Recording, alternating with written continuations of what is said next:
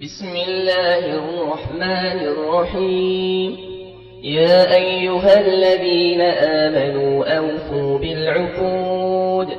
أحلت لكم بهيمة الأنعام إلا ما يتلى عليكم غير محل الصيد وأنتم حرم. إن الله يحكم ما يريد. يا أيها الذين آمنوا لا تحلوا شعائر الله ولا الشهر الحرام ولا الهدي ولا القلائد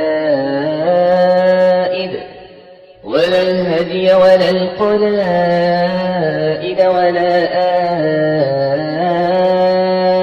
آمين البيت الحرام يبتغون فضلا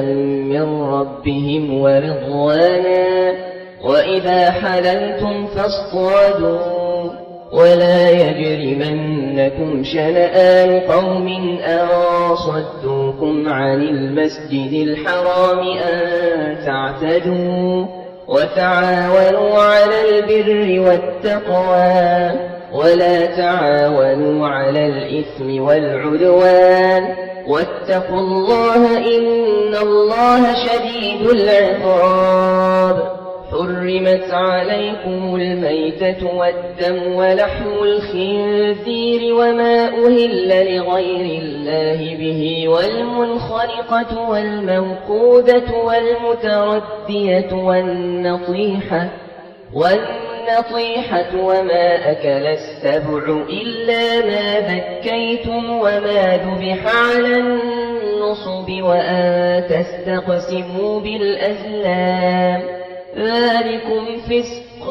اليوم يئس الذين كفروا من دينكم فلا تخشوهم واخشون. اليوم أكملت لكم دينكم وأتممت عليكم نعمتي ورضيت لكم الإسلام دينا. فمن اضطر في مخنصة غير متجانف لإثم فإن الله غفور رحيم. يسألونك ماذا أحل لهم قل أحل لكم الطيبات وما علمتم من الجوارح مكلبين تعلمونهن مما علمكم الله فكلوا مما أمسكن عليكم واذكروا اسم الله عليه واتقوا الله إن الله سريع الحساب. اليوم أحل لكم الطيبات وطعام الذين أوتوا الكتاب حل لكم وطعامكم حل لهم. والمحصنات من المؤمنات والمحصنات من الذين أوتوا الكتاب من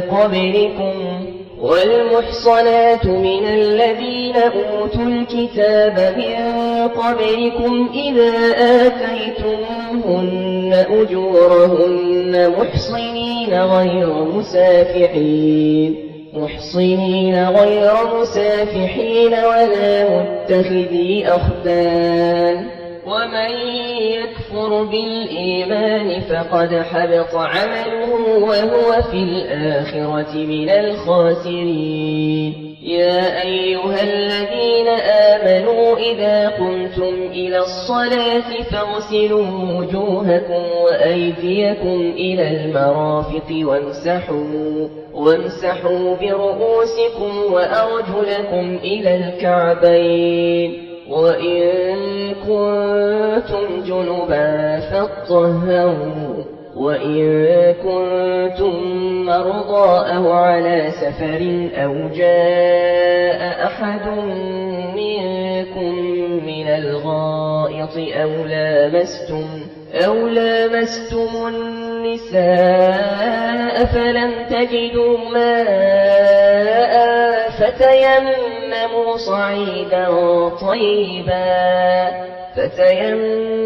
صعيدا طيبا فامسحوا بوجوهكم وأيديكم منه ما يريد الله ليجعل عليكم من حرج ولكن يريد ليطهركم وليتم نعمته عليكم لعلكم تشكرون واذكروا نعمة الله عليكم وميثاقه الذي واثقكم به إذ قلتم سمعنا وأطعنا واتقوا الله إن الله عليم بذات الصدور يا أيها الذين آمنوا كونوا قوامين لله شهداء بالقسط ولا يجرمنكم شنآن قوم على ألا تعدلوا اعدلوا هو أقرب للتقوى واتقوا الله إن الله خبير بما تعملون وعد الله الذين آمنوا وعملوا الصالحات لهم مغفرة وأجر عظيم والذين كفروا وكذبوا بآياتنا أولئك أصحاب الجحيم يا أيها الذين آمنوا اذكروا نعمة الله عليكم إذ هم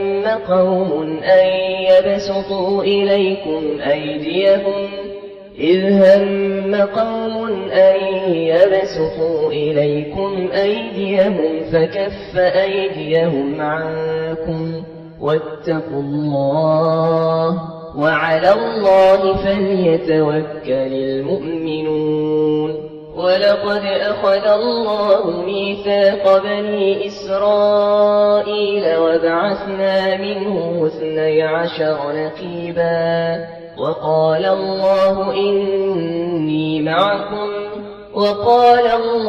إني معكم لئن أقمتم الصلاة وآتيتم الزكاة وآمنتم برسلي وعزرتموهم وأقرضتم الله قرضا حسنا لأكفرن عنكم سيئاتكم ولأدخلنكم جنات تجري من تحتها الأنهار فمن كفر بعد ذلك منكم فقد ضل سواء السبيل فبما نقضهم ميثاقهم لعناهم وجعلنا قلوبهم قاسية يحرفون الكلم عن مواضعه ونسوا حظا مما ذكروا به ولا تزال تطلع على خائنة منهم إلا قليلا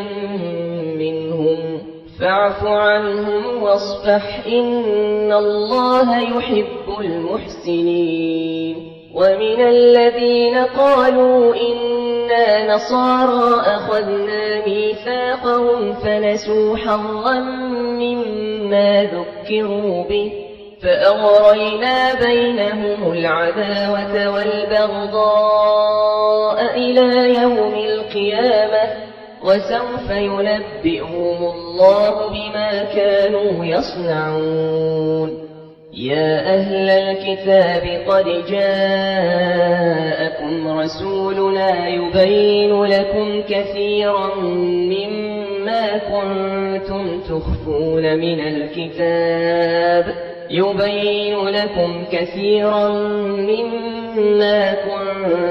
تخفون من الكتاب ويعفو عن كثير قد جاءكم من الله نور وكتاب مبين يهدي به الله من اتبع رضوانه سبل السلام ويخرجهم من الظلمات إلى النور بإذنه ويهديهم إلى صراط مستقيم لقد كفر الذين قالوا إن إن الله هو المسيح ابن مريم قل فمن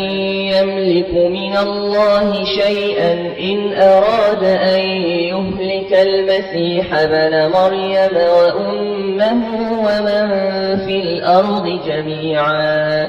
ولله ملك السماوات والأرض وما بينهما يخلق ما يشاء والله على كل شيء قدير. وقالت اليهود والنصارى نحن أبناء الله وأحباؤه قل فلم يعذبكم بذنوبكم بل أنتم بشر ممن خلق يغفر لمن يشاء ويعذب من يشاء ولله ملك السماوات والأرض وما بينهما وإليه المصير. يا أهل الكتاب قد جاءكم رسولنا يبين لكم على فترة من الرسل أن تقولوا ما جاءنا من بشير ونذير فقد جاءكم بشير ونذير والله على كل شيء قدير. وإذ قال موسى لقومه يا قوم اذكروا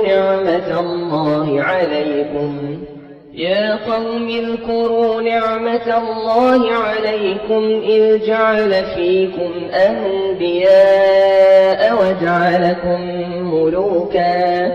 وجعلكم ملوكا وآتاكم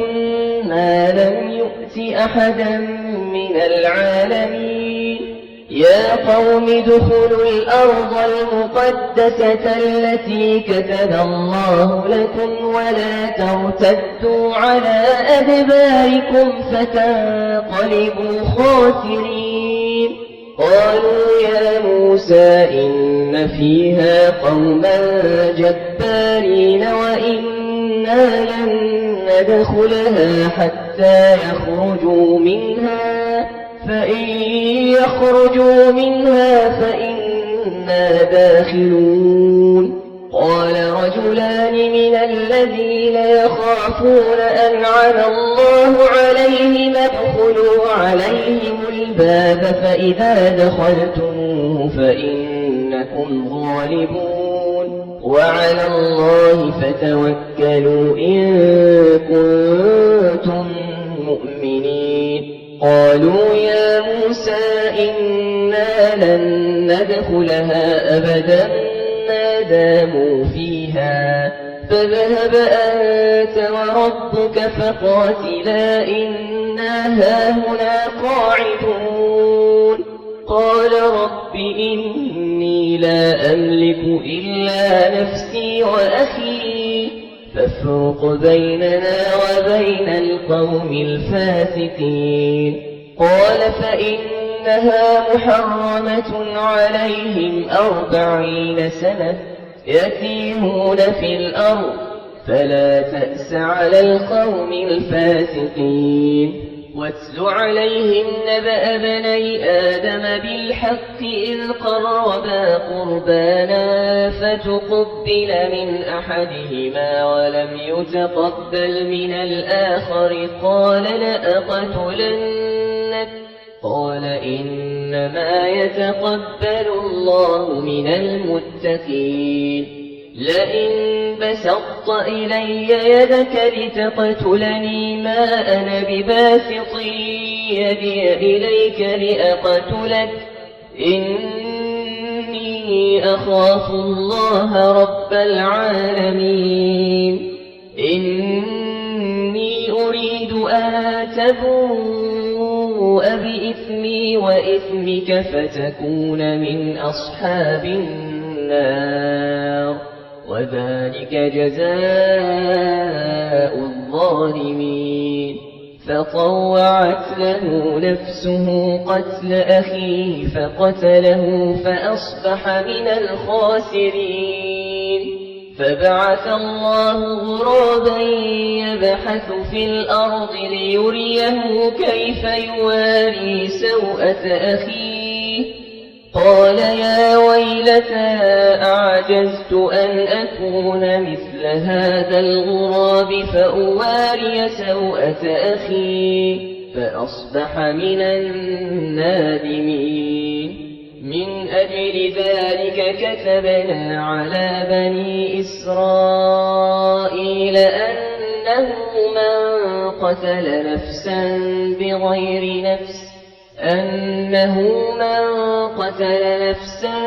بغير نفس أو فساد في الأرض فكأنما قتل الناس جميعا ومن أحياها فكأنما أحيا الناس جميعا. ولقد جاءتهم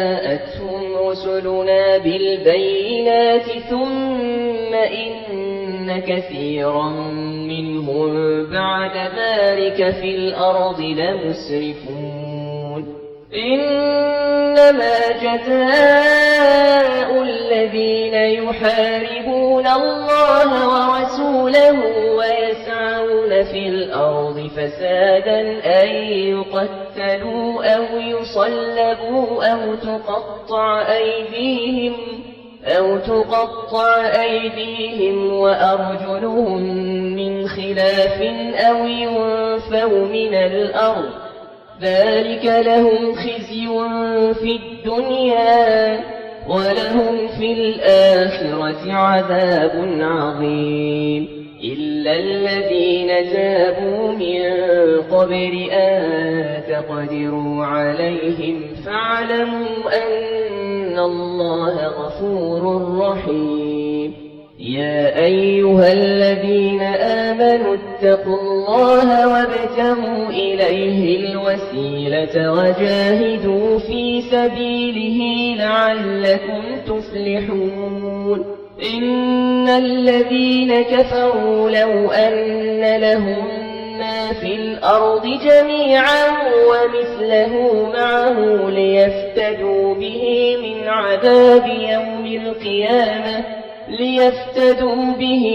عذاب يوم القيامة ما تقبل منهم ولهم عذاب أليم. يريدون أن يخرجوا من النار وما هم بخارجين منها ولهم عذاب مقيم. والسارق والسارقة فاقطعوا أيديهما جزاء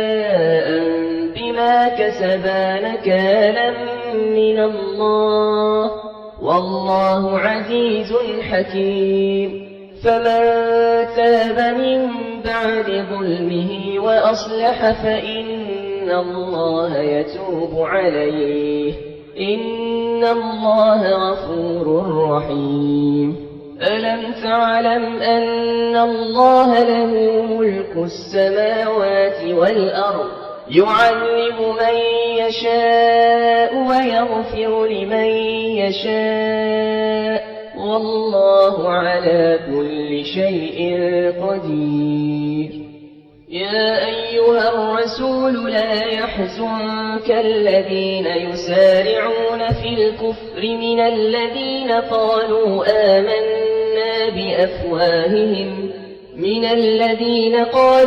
آمنا بأفواههم ولم تؤمن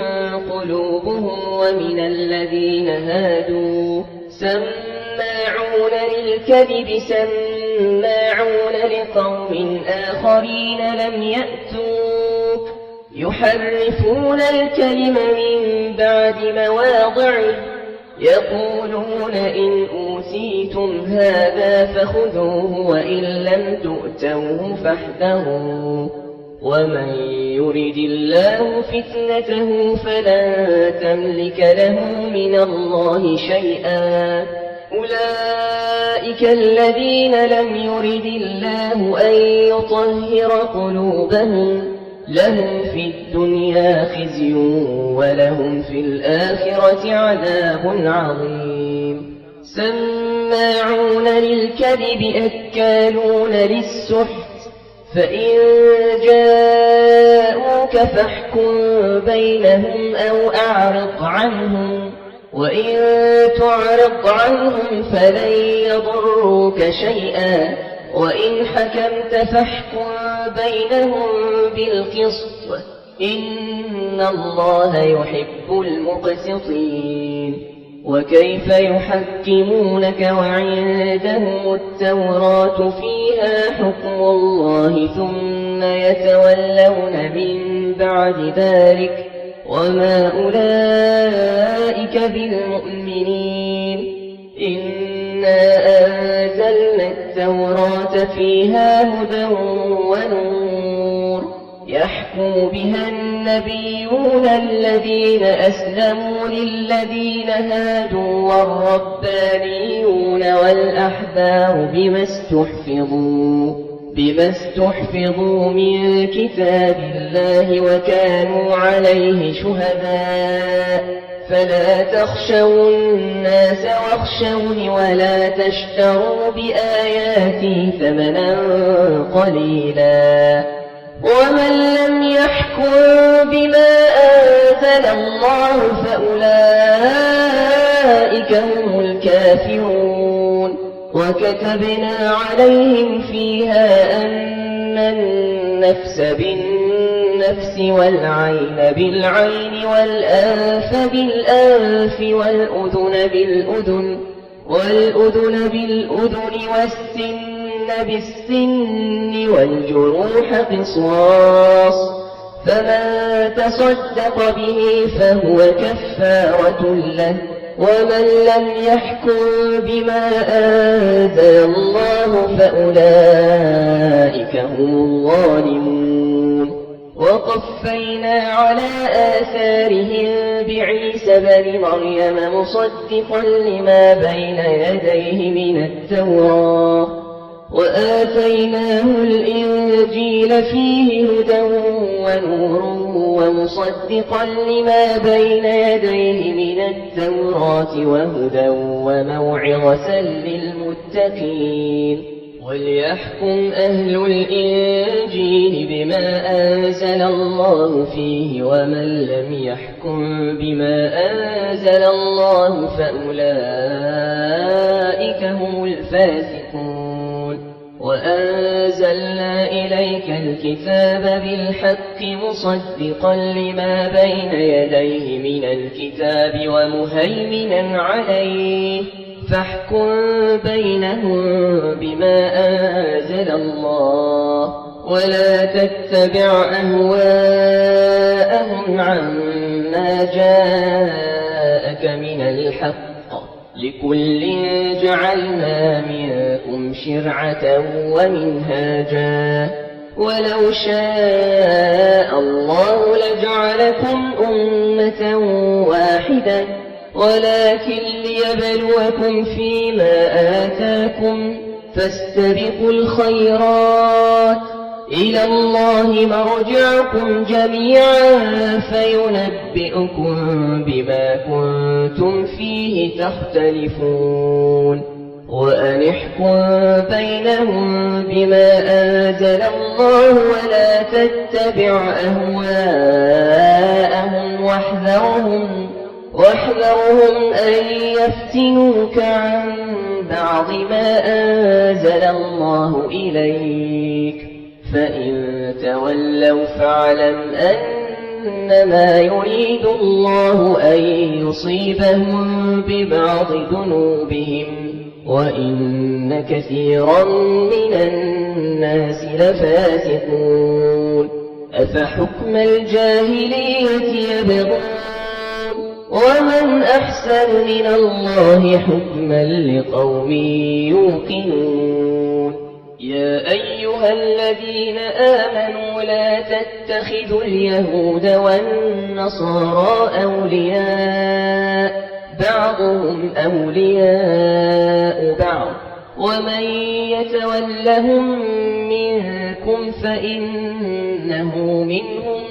إن الله لا يهدي القوم الظالمين فترى الذين في قلوبهم مرض يسارعون فيهم يقولون نخشى أن تصيبنا دائرة فعسى الله أن يأتي بالفتح أو أمر من عنده فيصبحوا على ما أسروا في أنفسهم نادمين ويقول الذين آمنوا أهؤلاء الذين أقسموا بالله جهد أيمانهم إنهم لمعكم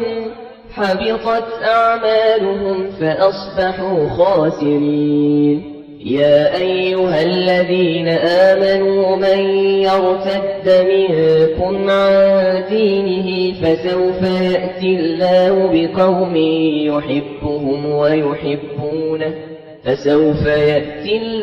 بقوم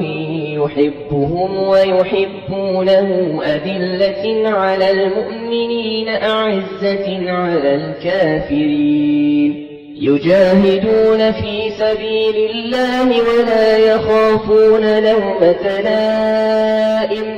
ذلك فضل الله يؤتيه من يشاء والله واسع عليم إنما وليكم الله ورسوله والذين آمنوا الذين يقيمون الصلاة ويؤتون الزكاة وهم راكعون ومن يتول الله ورسوله والذين آمنوا فإن حزب الله هم الغالبون يا أيها الذين آمنوا لا تتخذوا الذين اتخذوا دينكم هزوا ولعبا من الذين أوتوا الكتاب من قبلكم والكفار أولياء واتقوا الله إن كنتم مؤمنين وإذا ناديتم إلى الصلاة اتخذوها هزوا ولعبا ذلك بأنهم قوم لا يعقلون قل يا أهل الكتاب هل تنقمون منا إلا أن آمنا بالله وما أنزل إلينا وما أنزل من قبل وأن أكثركم فاسقون قل هل أنبئكم بشر من ذلك مثوبة عند الله من لعنه الله وغضب عليه وجعل منهم القردة والخنازير وعبد الطاغوت أولئك شر مكانا وأضل عن سواء السبيل وإذا جاءوكم قالوا آمنا وقد دخلوا بالكفر وهم قد خرجوا به والله أعلم بما كانوا يكتمون وترى كثيرا منهم يسارعون في الإثم والعدوان وأكلهم السحت لبئس ما كانوا يعملون لولا ينهاهم الربانيون والأحبار عن قولهم الإثم وأكلهم السحت لبئس ما كانوا يصنعون وقالت اليهود يد الله مغلولة غلت أيديهم ولعنوا بما قالوا بل يداه مبسوطتان ينفق كيف يشاء وليزيدن كثيرا منهم ما أنزل إليك من ربك طغيانا وكفرا وألقينا بينهم العداوة والبغضاء إلى يوم القيامة كلما أوقدوا نارا للحرب أطفأها الله ويسعون في الأرض فسادا والله لا يحب المفسدين. ولو أن أهل الكتاب آمنوا واتقوا لكفرنا عنهم سيئاتهم ولأدخلناهم جنات النعيم. ولو أنهم أقاموا التوراة والإنجيل وما أنزل إليهم من ربهم لأكلوا من فوقهم ومن تحت أرجلهم منهم أمة مقتصدة وكثير منهم ساء ما يعملون. يا أيها الرسول بلغ ما أنزل إليك من ربك وإن لم تفعل فما بلغت رسالته والله يعصمك من الناس إن الله لا يهدي القوم الكافرين. قل يا أهل الكتاب لستم على شيء حتى تقيموا التوراة والإنجيل وما أنزل إليكم من ربكم وليزيدن كثيرا منهم ما أنزل إليك من ربك طغيانا وكفرا فلا تأس على القوم الكافرين. إن الذين آمنوا والذين هادوا والصابئون والنصارى من آمن بالله واليوم الآخر وعمل صالحا فلا خوف عليهم ولا هم يحزنون. لقد أخذنا ميثاق بني إسرائيل وأرسلنا إليهم رسلا كلما جاءهم رسول بما لا تهوى أنفسهم فريقا كذبوا وفريقا يقتلون. وحسبوا ألا تكون فتنة فعموا وصموا ثم تاب الله عليهم ثم عموا وصموا كثير منهم والله بصير بما يعملون. لقد كفر الذين قالوا إن الله هو المسيح ابن مريم وقال المسيح يا بني إسرائيل اعبدوا الله ربي وربكم إنه من يشرك بالله فقد حرم الله عليه الجنة ومأواه النار وما للظالمين من أنصار. لقد كفر الذين قالوا إن الله ثالث ثلاثة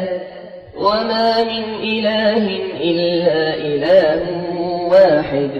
وإن لم ينتهوا عما يقولون ليمسن الذين كفروا منهم عذاب أليم. أفلا يتوبون إلى الله ويستغفرونه والله غفور رحيم. ما المسيح ابن مريم إلا رسول قد خلت من قبله الرسل وأمه صديقة كانا يأكلان الطعام انظر كيف نبين لهم الآيات ثم انظر أنا يؤفكون. قل أتعبدون من دون الله ما لا يملك لكم ضرا ولا نفعا والله هو السميع العليم. قل يا أهل الكتاب الكتاب لا تغلوا في دينكم غير الحق ولا تتبعوا أهواء قوم قد ضلوا من قبل وأضلوا كثيرا وضلوا عن سواء السبيل. لعن الذين كفروا من بني إسرائيل على لسان داود وعيسى بن مريم ذلك بما عصوا وكانوا يعتدون. كانوا لا يتناهون عن منكر فعلوه لبئس ما كانوا يفعلون. ترى كثيرا منهم يتولون الذين كفروا لبئس ما قدمت لهم أنفسهم أن سخط الله عليهم وفي العذاب هم خالدون. ولو كانوا يؤمنون بالله والنبي وما أنزل إليه ما اتخذوهم أولياء ولكن كثيرا منهم فاسقون. لتجدن أشد الناس عداوة للذين آمنوا اليهود والذين أشركوا ولتجدن أقربهم مودة للذين آمنوا الذين قالوا إنا نصارى ذلك بأن منهم قسيسين ورهبانا وأنهم لا يستكبرون. وإذا سمعوا ما أنزل إلى الرسول ترى أعينهم تفيض من الدمع مما عرفوا من الحق يقولون ربنا آمنا فاكتبنا مع الشاهدين. وما لنا لا نؤمن بالله وما جاءنا من الحق ونطمع أن يدخلنا ربنا مع القوم الصالحين. فأثابهم الله بما قالوا جنات تجري من تحتها الأنهار خالدين فيها وذلك جزاء المحسنين. والذين كفروا وكذبوا بآياتنا أولئك أصحاب الجحيم. يا أيها الذين آمنوا لا تحرموا طيبات ما أحل الله لكم ولا تعتدوا إن الله لا يحب المعتدين. وكلوا مما رزقكم الله حلالا طيبا واتقوا الله الذي أنتم به مؤمنون. لا يؤاخذكم الله باللغو في أيمانكم ولكن يؤاخذكم بما عقدتم الأيمان. فكفارته إطعام 10 مساكين من أوسط ما تطعمون أهليكم أو كسوتهم أو تحرير رقبة. فمن لم يجد فصيام 3 أيام ذلك كفارة أيمانكم إذا حلفتم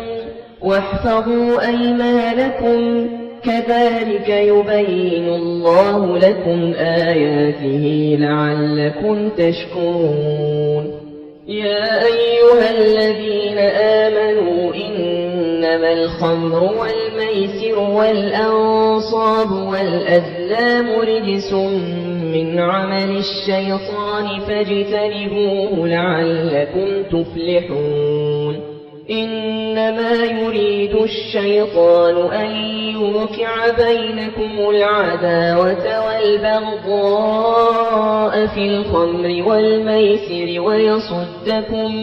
ويصدكم عن ذكر الله وعن الصلاة فهل أنتم منتهون؟ وأطيعوا الله وأطيعوا الرسول واحذروا فإن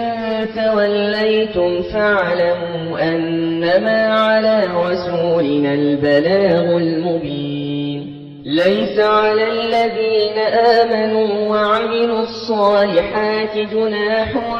فيما طعموا إذا ما اتقوا وآمنوا وعملوا الصالحات ثم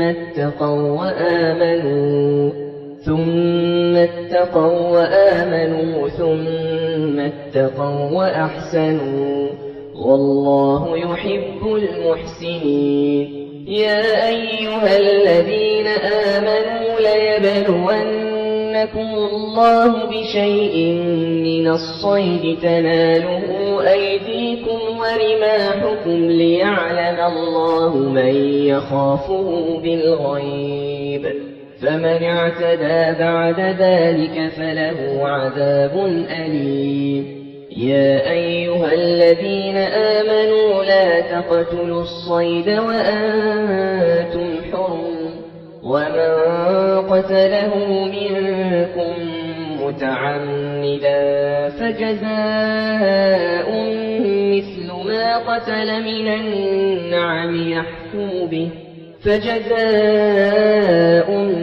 مثل ما قتل من النعم يحكم به ذوى عدل منكم هديا بالغ الكعبة أو كفارة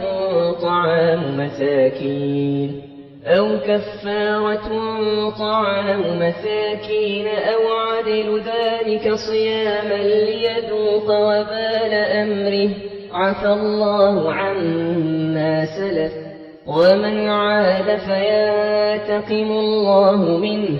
والله عزيز ذو انتقام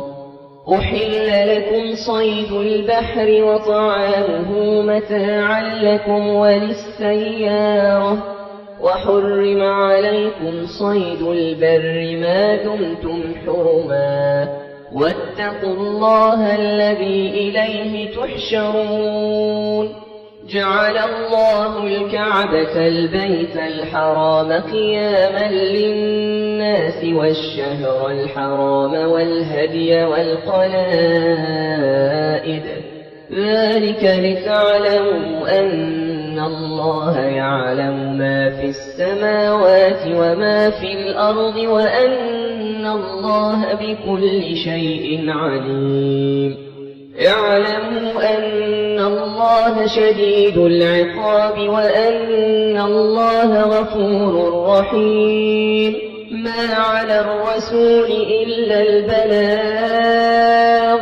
والله يعلم ما تبدون وما تكتمون قل لا يستوي الخبيث والطيب ولو أعجبك كثرة الخبيث فاتقوا الله يا أولي الألباب لعلكم تفلحون يا أيها الذين آمنوا لا تسألوا عن أشياء إن تبد لكم تسؤكم وإن تسألوا عنها حين ينزل القرآن تبد لكم عفى الله عنها والله غفور حليم قد سألها قوم من قبلكم ثم أصبحوا بها كافرين ما جعل الله من بحيرة ولا سائبة ولا وصيلة ولا حام ولكن الذين كفروا يفترون على الله الكذب وأكثرهم لا يعقلون وإذا قيل لهم تعالوا إلى ما أنزل الله وإلى الرسول قالوا حسبنا ما وجدنا عليه آباءنا أولو كان آباؤهم لا يعلمون شيئا ولا يهتدون يا أيها الذين آمنوا عليكم أنفسكم لا يضركم من ضل إذا اهتديتم إلى الله مرجعكم جميعا فينبئكم بما كنتم تعملون يا أيها الذين آمنوا شهادة بينكم إذا حضر أحدكم الموت حين الوصية اثنان ذوى عدل منكم أو آخران من غيركم إن أنتم ضربتم في الأرض فأصابتكم مصيبة الموت تحبسونهما من بعد الصلاة فيقسمان بالله إن ارتبتم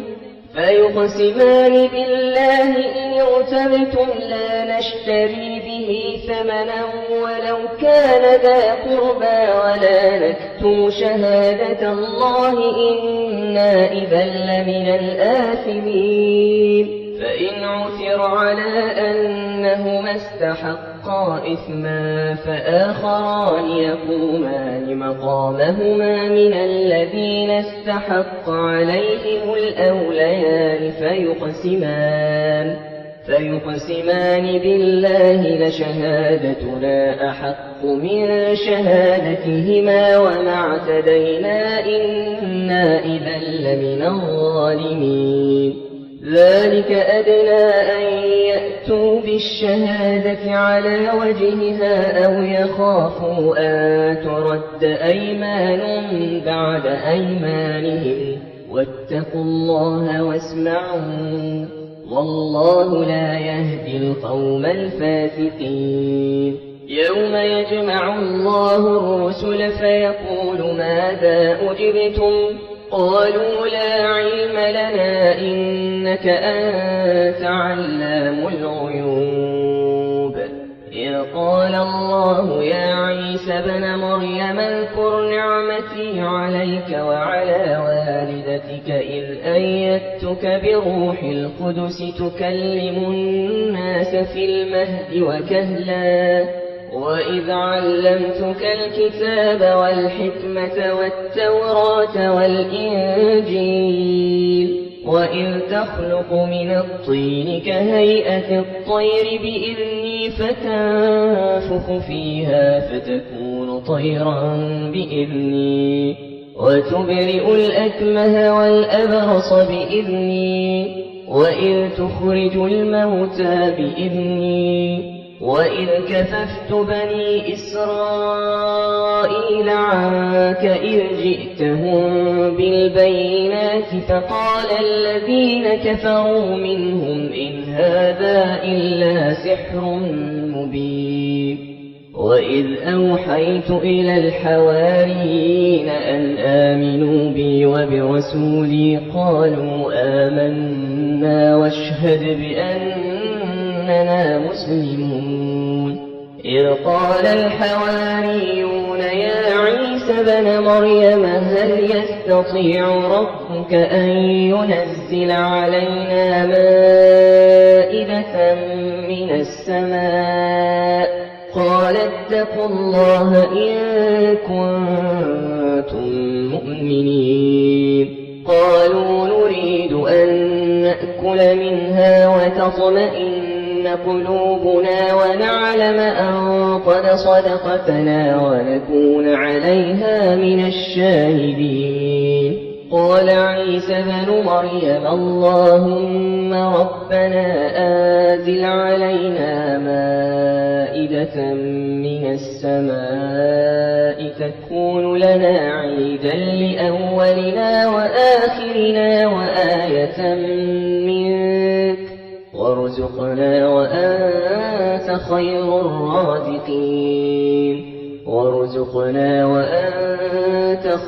الرازقين قال الله إني منزلها عليكم